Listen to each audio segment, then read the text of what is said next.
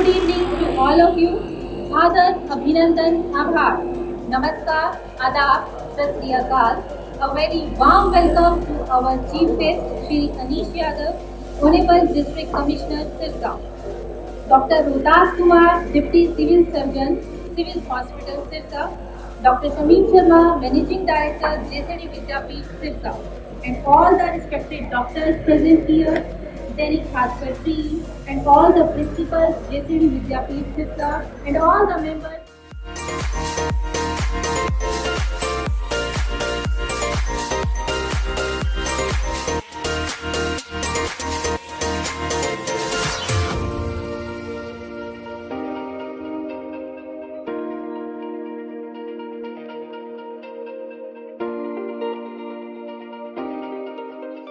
काशी में शिव कान्हा वृंदावन में, दया करो प्रभु देखो इनको, दया करो प्रभु देखो इनको, हर घर के आंगन में राधा मोहन शरणम, सत्यं शिवं सुंदरम, सत्यं शिवं सुंदरम।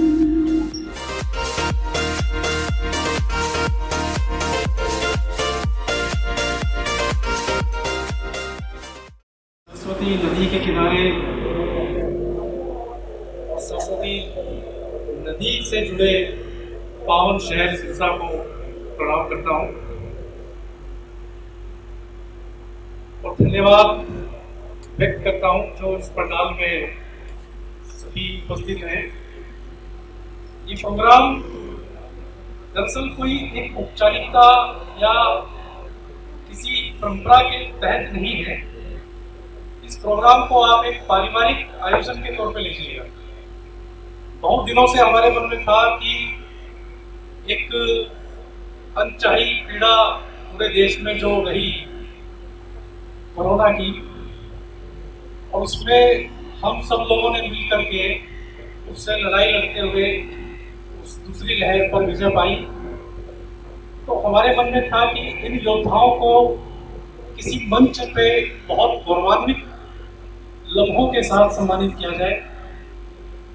तो सिरसा के तमाम डॉक्टर्स का दैनिक भास्कर तहे दिल से शुक्रिया अदा करता है कि उन्होंने इस अवसर को लाने के लिए जो लड़ाई लड़ी, उसके लिए हम उनके आभारी हैं।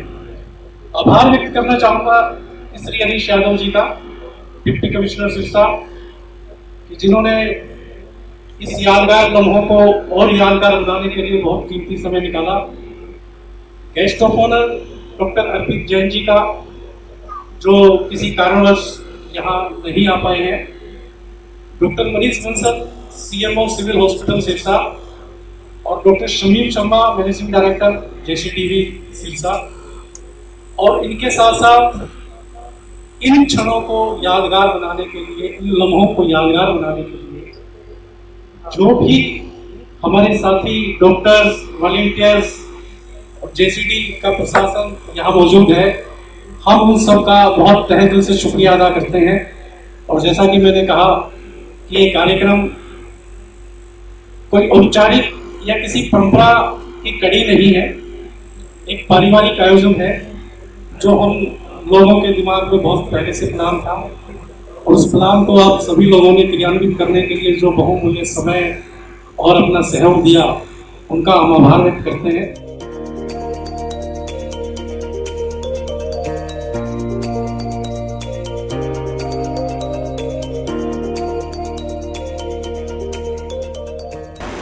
मिलकर भूल जाए कोई, ऐसे इनके अल्फाज नहीं, किसी महफिल में छुप जाए ऐसे इनके अंदाज नहीं, सूरज से दमकते हैं ये किसी परिचय के मोहताज नहीं। जी हाँ, मैं बात कर रही हूँ आयरन लेडी ऑफ सिरसा के नाम से प्रसिद्ध एवं जेसीडी विद्यापीठ के प्रबंध निदेशक डॉक्टर शमीम शर्मा जी की। मैम, आपने अपनी शिक्षा में डबल गोल्ड मेडल प्राप्त किया आपने 10 volume of Haryana encyclopedia publish by government of Haryana की आप एडिटर हैं। आपको मदर टेरेसा के द्वारा, राष्ट्रपति के द्वारा सम्मानित किया जा चुका है कि आपने सामाजिक कार्यों में बेहतर कार्य करने के लिए आपको सम्मानित किया गया है। सन 1999 से दैनिक ट्रिब्यून चंडीगढ़ के अंदर इनका वीकली कॉलम छपता है।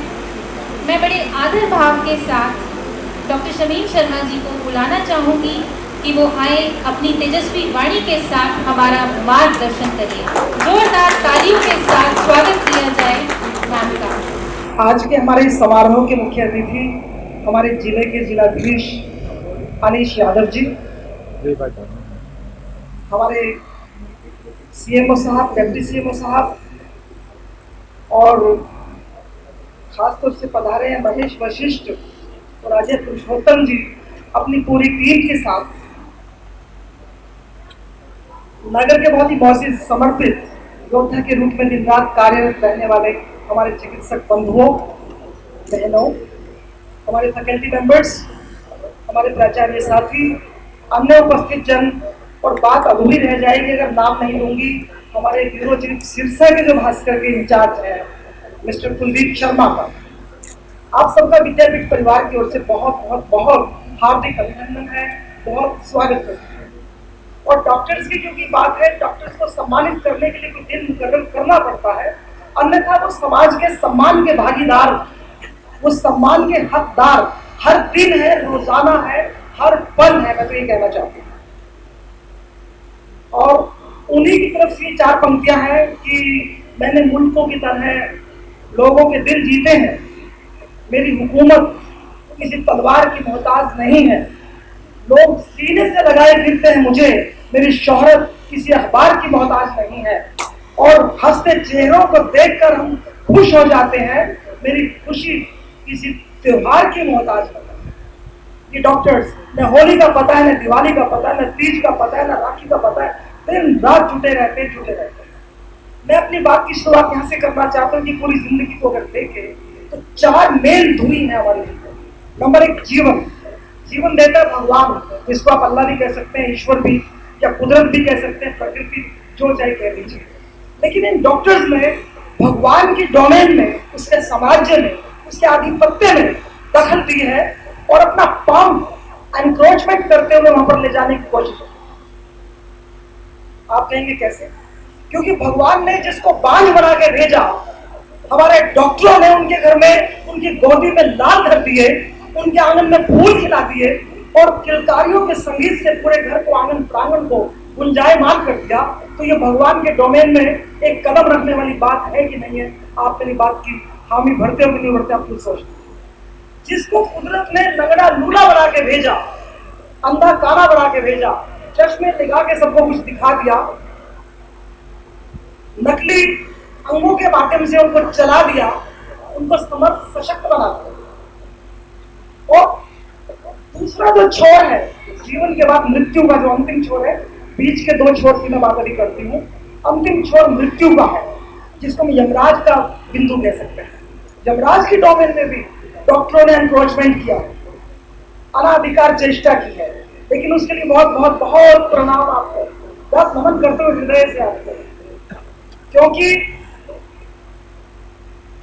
जब एक रोगी की नब्ज डगमगा रही होती है, ऑक्सीजन लेवल 85, 82, 81, अब तो हर एक को देखना आ गया, पहले तो मुझे पता ही नहीं था कि क्या होता है ऑक्सीजन लेवल। जो ऑक्सीमीटर मैंने कभी देखा ही नहीं था, सच्चाई बताऊं, कोरोना से पहले मानने में कोई हर्ज नहीं होता इस बात का। अब क्या हमारी पल्स रेट है, क्या हमारा ऑक्सीजन रेट है, अब यमराज के दूत जो है वो लेने के लिए बिल्कुल आ गए हैं और रोगी बेचारा उसके पीछे पीछे जा ही रहा है, लेकिन डॉक्टर पकड़ करके चल इधर आ मेरी तरफ, दोबारा से उसके नब्ज को, उसके दिल की धड़कनों को, उसके बीपी को, उसके शुगर लेवल को ऐसा ठीक करते हैं कि 4 इंच चौड़ी मुस्कान उसके चेहरे पर अंकित करके उसको दोबारा घर भेज देते हैं। तो यमराज से भी जूझने वाला अगर कोई व्यक्ति इस धरती पे है तो वो चिकित्सक साहिबान है, वो डॉक्टर है। और इतनी बढ़िया प्यारी बात सुनकर के डॉक्टर के सम्मान में बैठे हुए लोग ताली बजा देंगे तो ये तो बहुत कीमत की बात नहीं। और तीसरी बात आती है कि जब कोई बीमार होता है तो अगर बेटा बीमार है तो पूरी रात माँ नहीं जाग सकती, पति बीमार है तो पत्नी नहीं जागती, पत्नी बीमार है तो पति नहीं जागता, बेटा नहीं जागता। लेकिन हर हॉस्पिटल में, अच्छे हॉस्पिटल के अंदर नाइट ड्यूटी का डॉक्टर जागता है, नर्स जागती है। तो ये कितना बड़ा समर्पण है। ये मेरी तीसरा स्वर्ण बता रहे हैं कि संबंधों के समर्पण की जो बात हम कर रहे हैं वो डॉक्टर्स में है। और जब मैंने किसी को ये वाली बात कही कि देखो डॉक्टर और नर्स आपके लिए जाग रहे हैं और रातों जाग करके आपका चिकित्सीय आपको योगदान दे रहे हैं, तो उस महाशय ने मुझे लताड़ते हुए कहा कि शमीम पागल, वो पैसे लेते हैं। मैं बिल्कुल सहमत हूँ, लेकिन पत्नी सारे ही पैसे की मालकिन है। बेटा जो पूरे आपके मकान, दुकान, खेत खलियान सबका मालिक है, वो भी नहीं जानता। डॉक्टर तो फिर भी एक छोटी सी फीस लेता है, उसका फिक्स एक अंदाज है कि 100 रुपए, 500, 1000, 50,000, कहीं जाके एक लकीर खिंचती है। लेकिन जो मेरी संतानें, जो मेरे पति पत्नी, मेरे भाई बहू मेरा सब कुछ ही ले लेंगे, उनके मन में तो इतनी संवेदना, इतनी इतनी प्रखरता, इतनी भावुकता, इतना समर्पण, सहकारिता का भाव उनमें तो नहीं है। तो ये डॉक्टरों में बहुत अनूठा अंदाज है कि वो हमारे मवाद में, हमारी गलन में, सड़न में, हमारे खून में, हमारी पीड़ा में, हमारे दर्द में किस तरीके से वो जो है अपने हाथों से हमें सहारते हैं, उठाते हैं, हमें एक नई उम्मीदों के बागों में, एक अलग दुनिया में हमें ले जाते हैं। और अंतिम बात आती है हमारी अनुभूतियों। हम तो टीचर्स हैं और टीचर के पास तो नव युवा शक्ति रहती है। हम हमेशा यंग लड़के लड़कियों के बीच विचरण करते हैं, उन्हीं के गीत सुनते हैं, उन्हीं की बातें, उनकी समस्याएं सुनते हैं। कोई चीतकार क्रंदन नहीं है। हमारे यहाँ बच्चे डांस करते हैं, खेल खेलते हैं, हमारे यहाँ बच्चे वीणा बजाते हैं, गिटार बजाते हैं, हमारे यहाँ बांसुरी बजती है। लेकिन डॉक्टर के पास तो कोई भी अगर आएगा, रे मर गया डॉक्टर, मर गया डॉक्टर, मर गया डॉक्टर, मर गया। अब एक बार तो डॉक्टर मर गया की अनुभूति आती है कि डॉक्टर ही मर गया। हर आदमी रुदन क्रंदन करता हुआ, बहुत ही विभीषिका के साथ, भयभयता के साथ, बहुत ही पीड़ा, दर्द, क्रंदन के साथ रोता बिलखता आता है। और फिर डॉक्टर उसको ठीक करके उसके चेहरे पर मुस्कान दे करके उसको भेजते हैं। डॉक्टर न कभी थकता है और न कभी हारता है। एक बात और विचित्र है कि हम भी टीचर हैं और हम भी फेल पास करते हैं, लेकिन हम किसी को फेल करते हैं तो पूरा ही फेल करते हैं।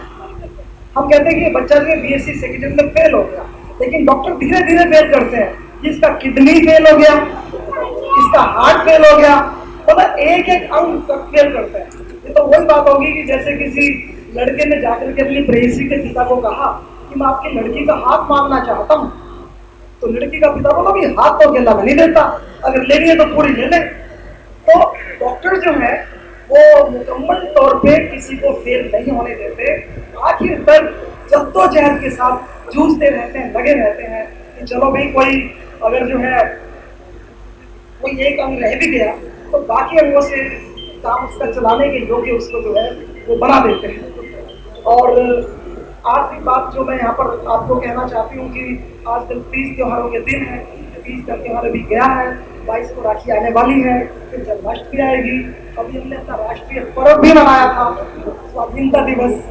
तो ऐसे मौके पर एक मरीज जब डॉक्टर से दवाई लिखवाने के लिए गया तो बोला डॉक्टर साहब कड़वी दवाई मत लिखियो। डॉक्टर के मेरे बोला कि मैं 11वीं था किसी कसम का, बोला तो फिर 22 में केवल लिखती हूँ।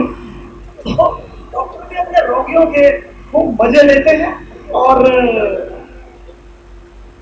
कटाक्ष की अगर हम बात करते हैं तो जब एक डॉक्टर से मरीज संभला नहीं तो उसने ऐसे ही धीरे से कह दिया कि इसको आप 1 घंटा पहले ले आते तो बच जाता। तो उस रोगी का भाई बोला कि 1 घंटा पहले कैसे ले आता, इसका एक्सीडेंट ही 20 मिनट पहले हुआ।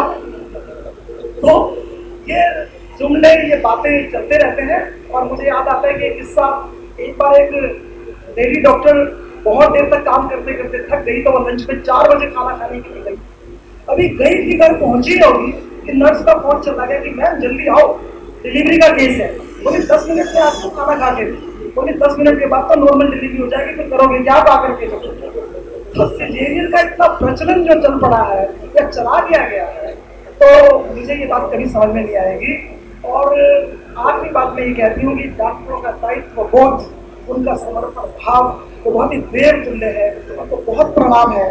लेकिन फिर भी जाने से पहले केवल आधे मिनट में जरूर कहना चाहती हूँ कि मुट्ठी भर, अंजुलि भर लोग ऐसे डॉक्टरों के पेशे में भी हैं जो गलती से आ गए हैं, किसी दुरूहता जटिलता के कारण आ गए हैं, या किसी पेरेंट्स के उनके लिए करियर गलत चुनने की वजह से आ गए हैं, तो उनमें लोभ लालच इतना भरा पड़ा है कि वो मानवता को दरकिनार करके अपने अस्पताल को अजन्मे बच्चों के खून के धब्बों से बदरंग कर लेते हैं। पैसों की इतनी झोली दामन इतनी बोरी भरने की फिराक में वो लोग कई बार ऐसे गलत काम भी कर लेते हैं, लेकिन उनकी संख्या 5% से ज्यादा नहीं है। ये भी बात मैं स्वीकारने को तैयार हूँ। लेकिन क्या होता है कि कई बार जो है एक धब्बा पूरे फलक पर छा जाता है, परिव्याप्त हो जाता है, तो उसी तरीके से कई बार जो है समाज डॉक्टरों के प्रति अपना नजरिया थोड़ा संकुचित कर लेता है। लेकिन संकुचन की बात बिल्कुल नहीं है। 95% डॉक्टर्स हमारे देव तुल्य हैं और उन्हीं की देव तुल्यता को भास्कर ने पहचाना है, और उसी के कारण से आपकी पीठ पर शाबाशी और कृतज्ञता लिखने के लिए, आभार दर्ज करने के लिए कि हम आपके बहुत कृतज्ञ हैं। कोरोना का वो काल हमें भूल गया। मैं तो वो हूँ जो सूरज से आंख मिलाने में यकीन रखती हूँ।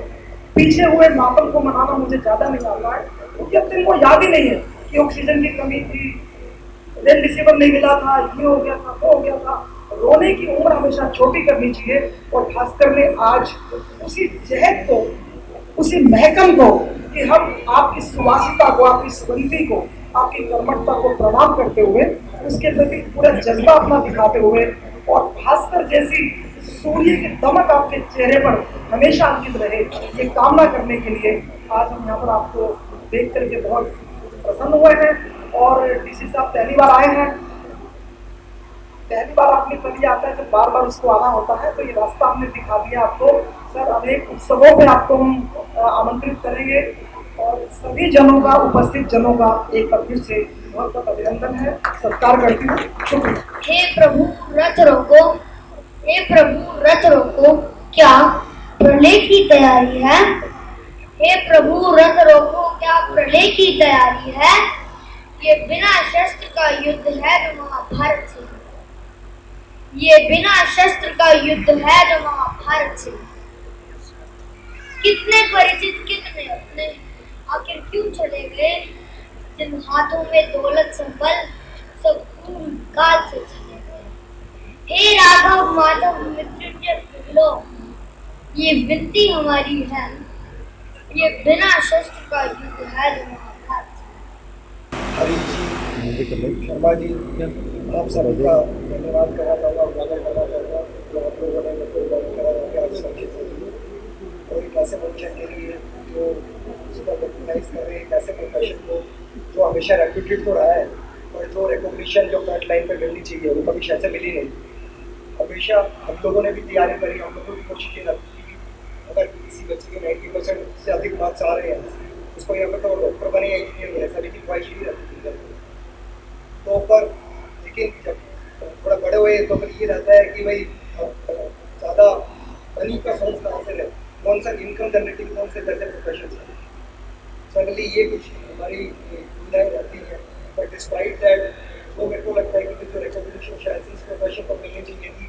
ऐसे जो हमारे फंक्शंस हैं ये एनुअली या सेमी एनुअली हमारे सिरसा शहर में या जिले में या फिर हमारे प्रदेश में निरंतर रूप से होनी चाहिए, इसका मैं शुक्रगुजार हूँ दैनिक भास्कर की टीम में।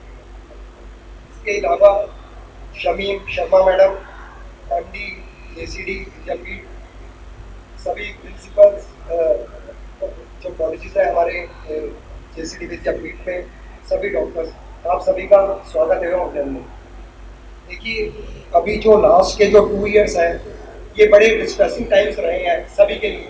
ये मेरे ख्याल से वंस इन अ वाइल ये सभी की लाइफ में एक ऐसी अपॉर्चुनिटी देखने को मिली है जो शायद से भगवान ना करे कि दूसरी बार भी देखने को मिले। लास्ट टाइम ऐसा कोई पैंडेमिक की जो स्थिति हुई थी वर्ल्ड में वो 1920 में हुई थी, वो बिल्कुल 1 सेंचुरी पहले। तो ऐसे कुछ स्ट्रेसफुल टाइम्स हमने देखे हैं अभी 2020-2021 में। पर मेरे को जो एक प्रोफेशन ने बड़ा प्रभावित करा वो प्रोफेशन था जिसको हम सम्मानित कर रहे हैं, वो डॉक्टर्स का प्रोफेशन। इसमें मैं कुछ आपको एनेक्डोटल एविडेंस जरूर देना चाहूँगा कि भाई हमने भी, जैसा मैंने आपको बताया कि एक रेप्यूटेड प्रोफेशन था, पर लेकिन शायद से इसको रिकॉग्निशन शायद से नहीं मिलती थी। पर कहीं ना कहीं इस प्रोफेशन को मैंने बखूबी 2 साल में एज एन एडमिनिस्ट्रेशन और डॉक्टर्स के साथ में जो बातचीत हम लोगों ने करी, तो मैं इसको बड़ा बखूबी तरीके से समझ पाया। और जो आपकी जो तपस्या है और शायद से जो आपकी जो मेहनत है, आप किन परिस्थितियों में काम करते हैं, तो उसको एक बेटर तरीके से मैं समझ पाया। क्योंकि बैकग्राउंड जो मेरा है वो इंजीनियरिंग बैकग्राउंड है, तो मेरे को शायद से इतना अंदाज़ा नहीं था आपकी फील्ड पर। बट डिस्पाइट दैट मैं जो बात करना चाहूँगा, शायद से फर्स्ट वेव में जब एक फियर ऑफ अननोन था कोविड का, कि पता नहीं था कि डिजीज का नेचर क्या है, वो कैसे पैन आउट होगी, कितने लोगों को प्रभावित करेगी। बट कहीं ना कहीं हमारे न्यूज़ में ऐसा सिचुएशन आ रही थी, आप इटली की वो देख रहे थे कि वहाँ पे दिन प्रतिदिन इतने लोग मर गए, 100 लोग मर गए, 900 लोग मर गए हैं।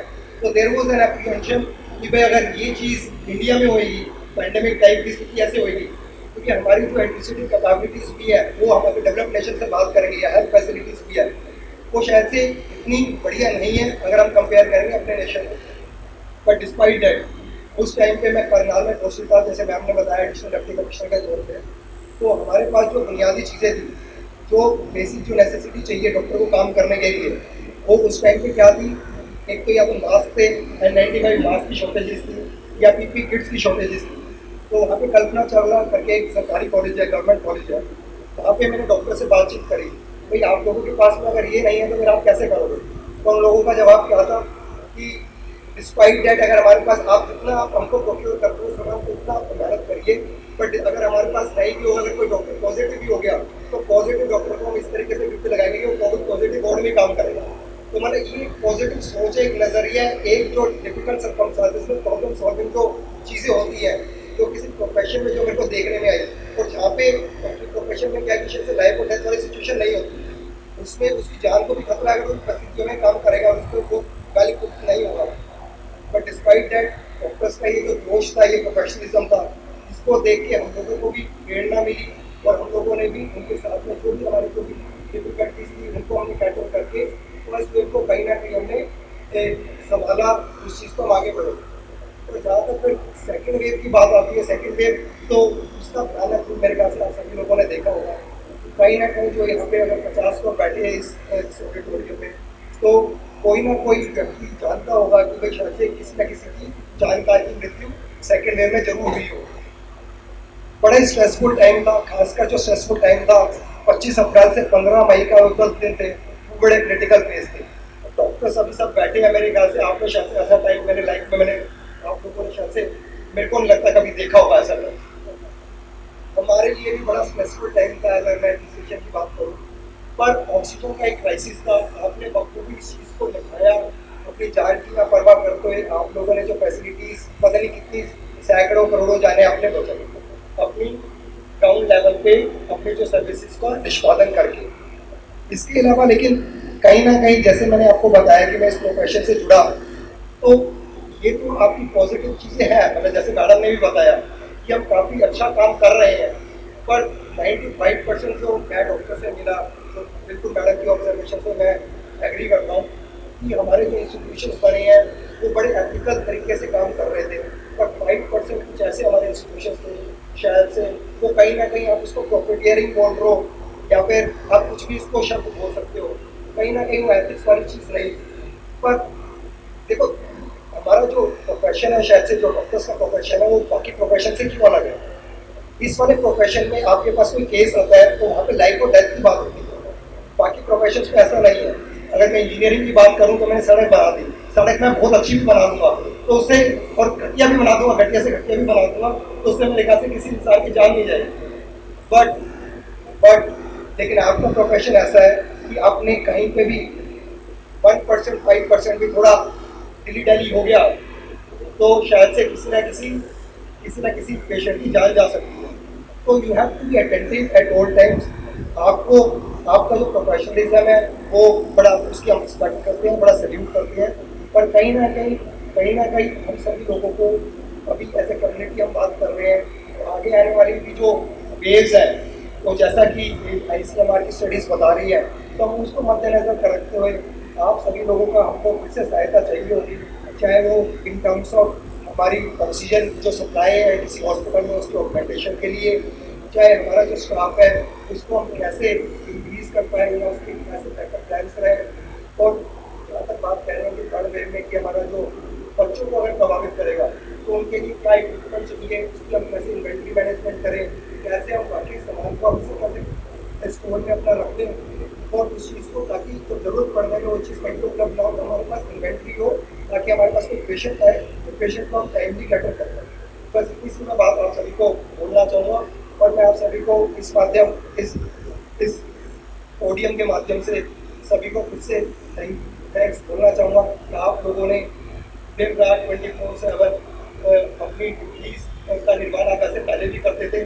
पर जैसे मैंने बताया कि शायद से हम लोग इतना रूबरू नहीं होते, मैम ने भी बताया शायद पल्स ऑक्सीमीटर किसको पहले पता ही नहीं था, बट जो आपको प्रोफेशन को करेंगे ताकि लोगों ने भी कम बखूबी जाना है।